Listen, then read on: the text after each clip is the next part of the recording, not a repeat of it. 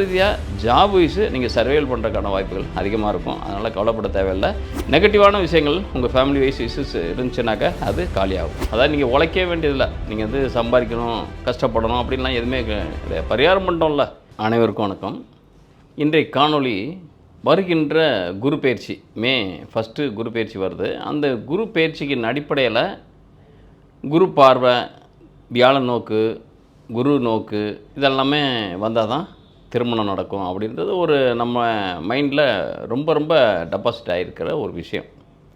இன்னொன்று, குரு பயிற்சி வர்றதுனால என்னென்ன ராசிகள் பரிகாரம் பண்ணணும், பரிகாரம் செய்ய வேண்டிய ராசிகள் அப்படின்றது என்னன்னாக்கா, வியாழன் பார்வைப்படாத ராசிகள், அப்புறம் 3, 11 இல்லாத ராசி எல்லாமே பரிகாரம் பண்ணணும். அதாவது மேஷம், ரிஷபம், மிதுனம், அப்புறம் சிம்மம், துலாம், தனுசு, கும்பம், மீனம், இந்த ராசிகள்லாம் பரிகாரம் பண்ணணும். அப்படின்னா வியாழனோட, அதாவது குருவோட சம்மந்தப்படாத ராசிகள் அப்படின்றது சொல்லலாம். இந்த ராசிகள் எல்லாம், இதெல்லாம் சம்மந்தப்படாத ராசிகள் நீங்கள் போய் பரிகாரம் பண்ணிங்கனாக்கா உங்களுக்கு வரக்கூடிய கஷ்டங்களெல்லாம் நீங்கி போயிடும். நீங்கள் கொடுத்த கடன்லாம் உடனே அவங்களே வீடு தேடி வந்து கொடுத்துருவாங்க. நீங்கள் வாங்கின கடனை அவங்க வந்து வேவர் பண்ணி விட்ருவாங்க. அதாவதுமா நீங்கள் பணம் தர வேண்டியதில்லை, நீங்கள் கடன்லாம் உங்கள் சார்பாக குரு பகவானே கட்டிட்டாரு, அதனால் நீங்கள் கடன் கட்ட தேவையில்லை அப்படின்னு சொல்லிடுவாங்க. அப்புறம் நீங்கள் வந்து எந்த இடத்துக்கு போனாலும் டப்புன்னு எல்லாமே காரியம் நடந்துடும். அதாவது நீங்கள் உழைக்க வேண்டியதில்லை, நீங்கள் வந்து சம்பாதிக்கணும், கஷ்டப்படணும் அப்படின்லாம் எதுவுமே கிடையாது. பரிகாரம் பண்ணிட்டோம்ல. நம்ம பாட்டால் படிக்க தேவையில்லை, பரீட்சையில் பாஸ் ஆகிடுவோம். உழைக்க தேவையில்லை, மாதம் ஆனால் நம்ம அக்கௌண்ட்டில் பணத்தை போட்டுவாங்க சம்பளன்ற பேரில். இதெல்லாமே ஆட்டோமேட்டிக்காக நடக்கும்.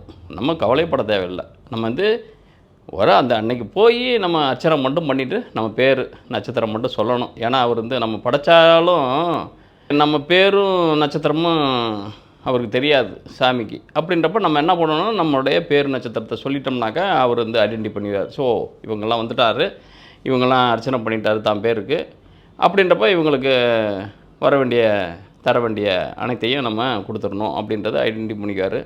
இன்னும் சொல்ல போனால் ஒரே பேர்லேயே ஒரே நட்சத்திரத்திலே நிறைய பேர் இருப்பாங்க. அதனால் நீங்கள் என்ன பண்ணுங்கனாக்கா, உங்களுடைய ஆதார் எண் அப்படின்றது எல்லாத்துக்கும் ஒவ்வொன்றா தான் இருக்கும். யாருக்கும் ஒரே நம்பர் 2 பேத்துக்கு இருக்காது. அப்படின்றப்ப பேர் வேணாலும் நட்சத்திரம் வேணாலும் ஒரே நட்சத்திரத்து பேரில் நிறைய பேர் இருப்பாங்க, பட் ஆதார் நம்பரில் இருக்காது. அதனால் நீங்கள் என்னன்னாக்கா, ஜஸ்ட்டு முடிஞ்சால் உங்களுடைய அர்ச்சனை தட்டு வைக்கிறப்ப உங்களுடைய ஆதார் ஜெராக்ஸ் காப்பியை கூட நீங்கள் வச்சு அர்ச்சனை பண்ணிக்கலாம். அந்த ஆதார் ஐடியா கூட நீங்கள் சாமிக்கு காமிச்சிங்கனாக்கா அவர் ரீட் பண்ணிக்குவார். பண்ணிவிட்டு உங்களுக்கு என்னென்ன நல்லது செய்யணுமோ அல்லது என்னென்ன தன்மையில் உங்களுக்கு பிராயச்சித்தம், ஏன்னா படைச்ச துன்பத்துக்காக அவர் பிராயச்சித்தம் பண்ணணும், அதனால் அவர் பண்ணிடுவார். அதெல்லாமே ப்ராப்பராக செஞ்சுருவார். அவரை பொறுத்த வரைக்கும் நம்ம ப்ராப்பராக இருக்கோமோ இல்லையோ, நமக்கு தர வேண்டிய பலன்களை அவர் ப்ராப்பராக கொடுத்துருவார். நம்ம சும்மா அர்ச்சனை பண்ணிட்டு வந்து உட்காந்துட்டு நம்ம பட்ட சாமியை மேலே குறை சொல்லிக்கலாம். எவ்வளோ கோயிலுக்கு போனாலும் சரியாகலை, எந்த சாமி கும்பிட்டாலும் எனக்கு சரியாகலை, அதை மட்டும் நம்ம புலம்பிக்கலாம். அதெல்லாம் மேட்டரே கிடையாது. இதன் அடிப்படையில் பார்க்குறப்ப திருமணத்தை நடத்துறதுக்கு குரு பகவான் தான் முக்கியமாக காரணமாக இருக்கிறத நம்ம கருதப்படுறோம். உண்மையிலே குரு தான் திருமணத்தை நடத்துதா. ஜாதகத்துக்கும் ஜோசியத்துக்கும் திருமணத்துக்கும் குருவுக்கும் என்ன தொடர்பு அப்படின்றத இந்த இடத்துல பார்ப்போம். ஆல்ரெடி மேரேஜ் ஆனவங்க அவங்களுடைய வாழ்க்கை தன்மை எப்படி இருக்கும், ஆல்ரெடி மேரேஜ் ஆகாதவங்க அந்த திருமண வாழ்க்கையை எப்படி நகர்த்தி தரும் இந்த குரு பயிற்சி அப்படின்றத பார்ப்போம் இந்த காணொலியில்.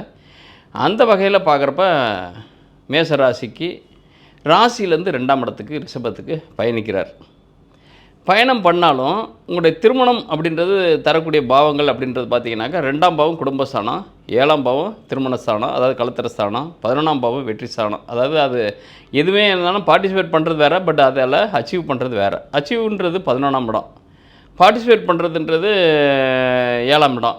உங்களுடைய குடும்பமாக உங்களுக்கு கன்வர்ஷன் ஆகி உங்களுக்கு வர்றதுன்றது 2ஆம் இடம். அப்படின்றப்ப ஒரு விஷயத்தில் இறங்குறது, அதில் ஜெயிக்கிறது, அதை அடையிறது, இதுதான் இறங்குறதுன்றது 7ஆம் இடம், ஜெயிக்கிறதுன்றது 11ஆம் இடம். அதை வந்து நம்ம அடையிறது மீன்ஸ் நம்ம கையகப்படுத்துறதுன்றது 2ஆம் இடம். அப்போ இந்த 2, 7, 11 பாவங்கள், பாவாதிபதிகள் சம்மந்தப்பட்டாலோ அதோட திசாபுத்திகள் நடந்தாலும் திருமணம் சாதாரணமாக நடக்கும். இதுக்கு வந்து குருவெல்லாம் வந்து உங்களுக்கு ரெக்கமெண்டெல்லாம் பண்ணணும்னு அவசியம் கிடையாது. பட் நம்ம வந்து ரொம்ப காலமாக நம்ம மனசுலையோ மண்டையிலையோ மூளையிலையோ அந்த விதையை நம்ம விதைச்சி வச்சுருக்கோம். அப்படின்றப்ப அது பாட்டுக்கு வளரட்டும். அது நம்மளை எந்த ஒரு விஷயமும் நம்மளை தனி மனித தன்மையில் நம்முடைய கஷ்டப்படுத்தாத தன்மை. நம்ம கோயிலுக்கு போய் ஒரு அர்ச்சனை பண்ணுறதுனால நம்ம ஒன்றும் சொத்து இழந்துட போகிறதில்ல. பண்ணுறது தப்பு இல்லை. ஏன்னாக்கா அதை பேஸ் பண்ணியிருக்கிற பிஸ்னஸ் பீப்புள் நிறையா பேர் பிழைப்பாங்க. ஒரு தேங்காய் கடை வியாபாரியோ, ஒரு பழக்கடை வியாபாரியோ, ஒரு அது வழி நம்ம அது கோயிலுக்கு போய் உண்டியலில் காசு போடுறோம், அந்த அர்ச்சனை தட்டில் காசு போடுறோம். அது மாதிரி நிறைய விஷயங்கள்லாம் நம்ம தர்மங்கள் செய்கிறதுக்கான வாய்ப்புகளோ, அடுத்தவங்களுக்கு அன்றாட ஜீவனத்துக்கு உண்டான ஒரு எக்ஸ்பென்ஸு நம்ம தரதுக்கான வாய்ப்பு, செலவு பண்ணுறதுக்கான வாய்ப்புகள் இருக்குது. தப்பு இல்லை, தாராளமாக செய்யலாம். ஆனால் அது செஞ்சால் சரியாயிடும்ன்றது இருக்குது பார்த்தீங்களா, அது மைண்ட் செட்டில் வச்சுக்கோங்க. அவ்வளோதான ஒழிய அது செஞ்சால் தான் சரியாகணும்லாம் இல்லை. செஞ்சால் நடக்கிறது நடக்கும், அது நல்லதாக நடக்கட்டும், அப்படி தான் நம்ம நினச்சிக்கணும் ஒழிய அதை விட்டுட்டு அது செஞ்சால் தான் நல்லது நடக்கும், இல்லைனா நல்லதே நடக்காது நமக்கு அப்படின்றதெல்லாம் எதுவுமே கிடையாது. உங்களுக்கு நீங்கள் நல்லவங்களாக இருந்தாலும் சரி, கெட்டவங்களாக இருந்தாலும் சரி, உங்களுக்கு என்ன நடக்கணும், என்ன கிடைக்கணும் அப்படின்றது உங்களுடைய கர்மாதான் தீர்மானிக்குது. அதன் கர்மாவின் அடிப்படையில் உங்களுடைய திருமண வாழ்க்கைன்றது, உங்களுடைய மனைவி கணவன் எப்படி அமைவார்ன்றது உங்களுடைய ஜாதகத்தை பார்த்தாலே தெரியும். அமைந்த கணவன் எப்படி எந்த காலகட்டத்தில் எந்த மாதிரியான தன்மையில் மாறுவார் இருப்பார்ன்றது ஜாதகத்தை பார்த்தா தெரியும். தாலி கட்டுறப்பவே இன்னும் 2 வருஷத்துக்கு கழிச்சு இவரை டைவர்ஸ் பண்ண போகிறேன், இந்த பொண்ணை நான் டைவர்ஸ் பண்ண போகிறேன்னு யாரும் உட்காந்துக்கிட்டு தாலி கட்ட போகிறதில்ல. ஆனால் நடக்குது நாட்டில்.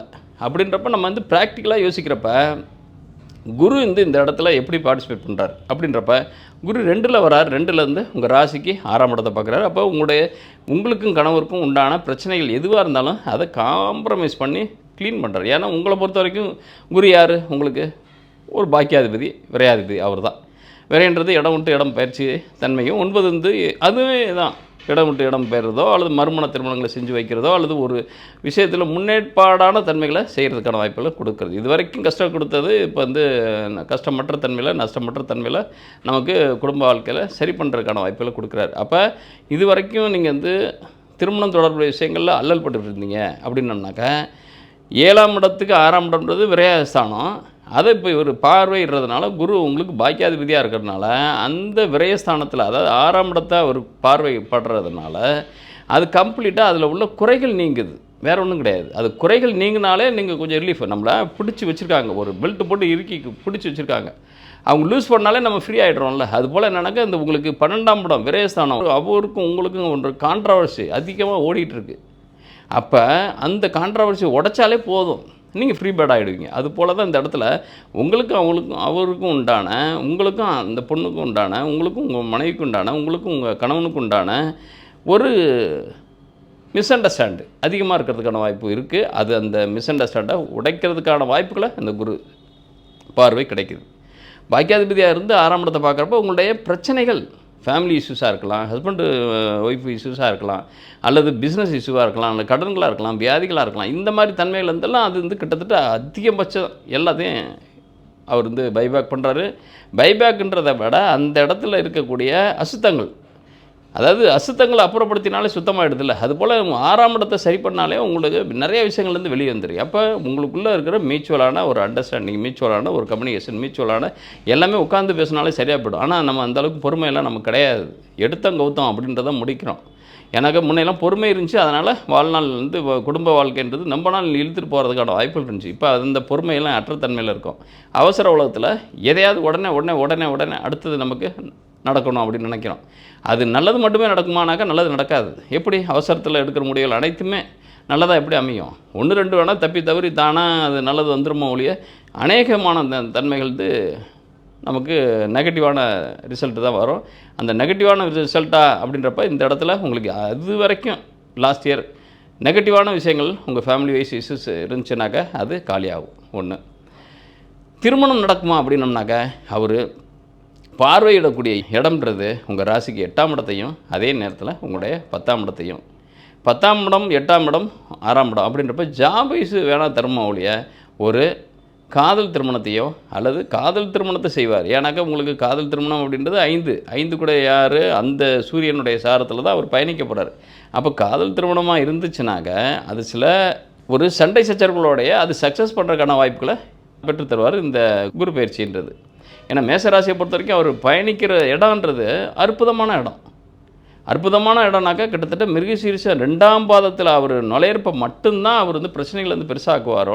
அது கிட்டத்தட்ட நியர்பை உங்களுக்கு 2025 ஏப்ரல் கிட்ட தான் வரும்.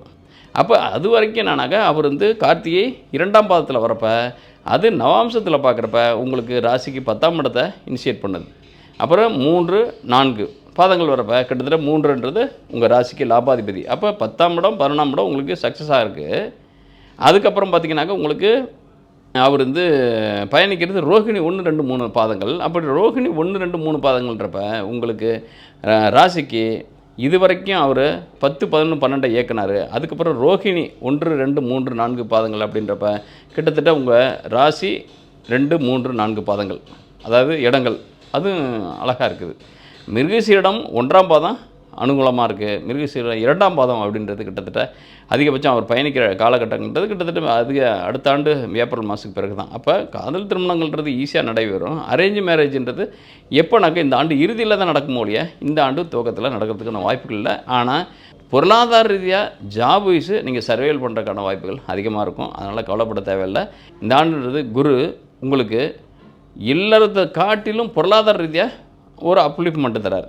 இன்னொன்று, இல்லறத்தில் இது வரைக்கும் பிரச்சனை, டிஸ்பியூட்டு, மிஸ் அண்டர்ஸ்டாண்ட் இருந்து பொறுத்தல் அற்ற தன்மையில் பிரிந்திருந்தீங்கனாக்க அந்த பிரிவை விலக்கிட்டு நீங்கள் 2 பேரும் மறுபடியும் ரீயூனியன் ஆகிறதுக்கான வாய்ப்புகளை தரார். அதே நேரத்தில் உங்களுடைய ஜாதகத்தில் ஜனன சாட்டில் இப்போ அட் ப்ரெசண்ட்டு உங்களுக்கு நெகட்டிவான தசாபுத்தி 3, 6, 8, 12 கூடிய தசாபுத்திகள் மட்டும் நடக்கலைனாக்க உங்களை அடிச்சுக்க ஆளே கிடையாது. இந்த குரு பயிற்சின்றது உங்களுக்கு மிகப்பெரிய 2ஆம் இடத்துல இருக்கிற குரு உங்களுக்கு பொருளாதார ரீதியாக ஃபிசிக்கலாக ஒரு எண்ணி பார்க்குறதுக்கு காசு இருக்காத ஒழிய கார்டில் கிரெடிட் டெபிட் எல்லா கார்டுலையும் சரி, நீங்கள் எத்தனை கார்டு வாங்கினாலும் அத்தனை கார்டுலையும் பணம் ரொம்ப கிடக்கிறதுக்கான வாய்ப்புகள் இருக்கும். இந்த காணொலி பற்றிய கருத்துக்களை கமெண்ட் பாக்ஸில் பதிவிடுங்க. அதன்னில் உங்களுக்கு ஏதாவது ஒரு முக்கியமான கேள்விக்கு பதில் வேண்டும் பட்சத்தில் கமெண்ட் பாக்ஸில் உங்களுடைய date of birth, time of birth, place of பர்த்தை போட்டு முக்கியமான கேள்வி எதுவோ அந்த கேள்வியை பதிவிடுங்க. நான் அதிலே பதிலளிக்க ட்ரை பண்ணுறேன்.